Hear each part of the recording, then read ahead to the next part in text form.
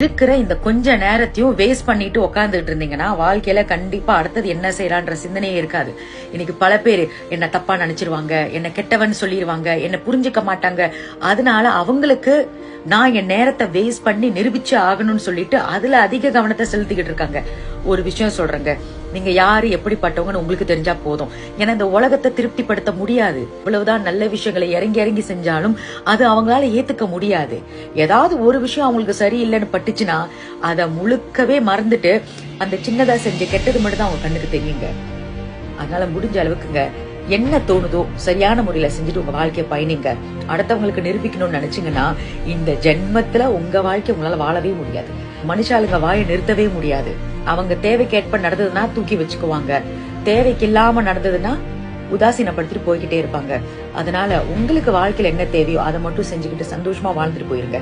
நிரூபிக்கணும்னு நினைச்சுங்க வாழ்க்கையே போயிருங்க.